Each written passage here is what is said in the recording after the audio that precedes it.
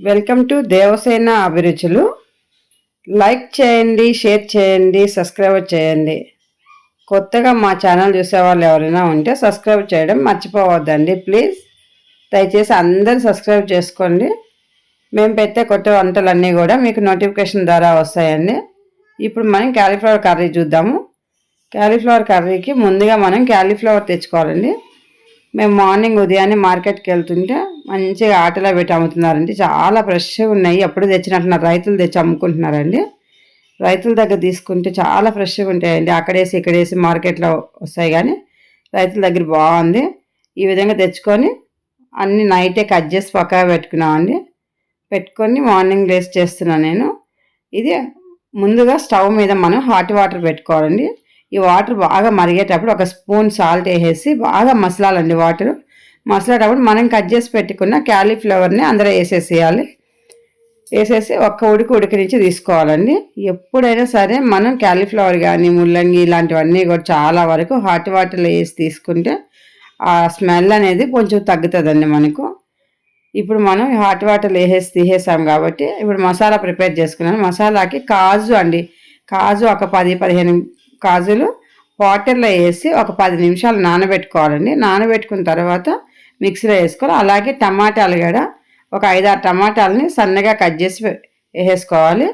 అలాగే దాల్చిన చెక్క, లవంగాలు, ఇలాచి ఈ 3 మిక్సీలో వేసేసుకోవాలండి. గరం మసాలా అనేది ఇదేనండి.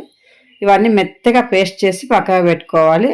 ఎంత మెత్తగా అయితే అంత మెత్తగా పేస్ట్ చేసి పక్కగా పెట్టేసుకొని చూడండి, చాలా మెత్తగా అయింది. ఇప్పుడు మనం స్టవ్ మీద కడాయి పెట్టేసుకొని కడాయిలో ఆయిల్ వేసుకుందాము.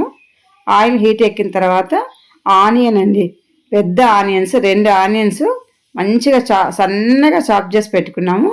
ఆనియన్స్ కూడా వేసి బాగా వేపుకోవాలి. ఆనియన్ వేగేటప్పుడు మనం సాల్ట్ వేసేసుకున్నామండి.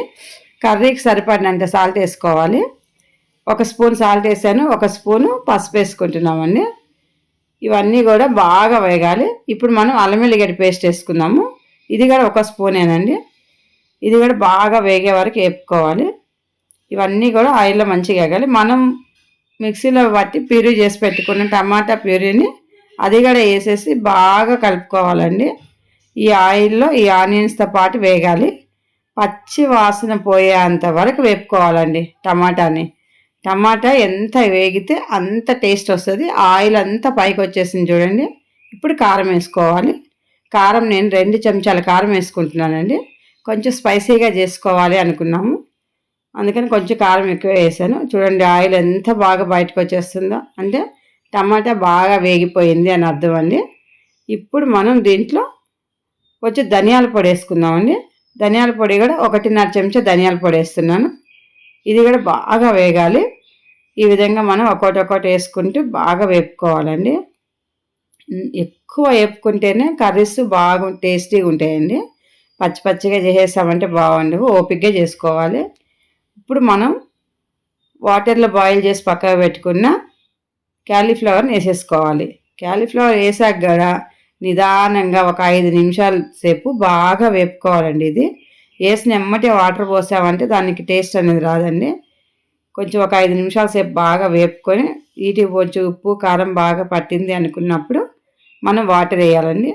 మనం మిక్సీలో కొంచెం కడిగిన వాటర్నే పోస్తున్నాం ముందు. ఇవి సరిపోకపోతే ఇంకా కొన్ని వాటర్ పోసుకోవచ్చండి. ఎన్ని వాటర్ కావాలో చూసుకొని పోసుకోవాలి. ఈ కర్రీ కూడా అలా పెట్టి ఇలా తీసేది కాదండి, కనీసం ఒక 10 మినిట్స్ వరకు బాగా ఉడకాలండి. ఎంతసేపు ఉడికితే అంత టేస్టీగా ఉంటుంది కర్రీ. ఈ విధంగా మూత పెట్టేసి మనం బాగా ఉడికించుకోవాలి. చూడండి, మధ్యలో ఒకసారి మూత తీసి కలుపుకుంటున్నాము. మళ్ళీ మూత పెట్టేద్దామండి. మూత పెట్టేసి బాగా ఉడికించుకుందాం. మళ్ళీ ఈ ఆయిల్ అనేది బయటికి రావాలండి, అప్పటి వరకు ఉడకాలి. చూడండి ఆయిల్ అంతా వచ్చేసింది, అంటే కర్రీ రెడీ అయిపోయిందని అర్థమండి. చాలా బాగా ఉడికిపోయింది ఇది. ఈ కర్రీ రోటీలోకి కానీ, చపాతీలోకి, జొన్న రొట్టెల్లోకి కానీ, అన్నంలోకి, బగారా రైస్లోకి దేంట్లో తిన్నా అమోఘంగా ఉంటుందండి. అంత బాగుంటుంది, అంటే చాలా బాగుంటుంది. మీరు కూడా చేసుకొని తిని చూసి ఎలా ఉందో మా కామెంట్స్ పెట్టడం మర్చిపోవద్దండి ప్లీజ్. క్యాలీఫ్లవర్ తినని వాళ్ళు ఎవరైనా ఉన్నా కానీ ఈ రకంగా చేసి పెట్టామంటే వాళ్ళు ఇష్టంగా తినేస్తారండి. Thank you for watching.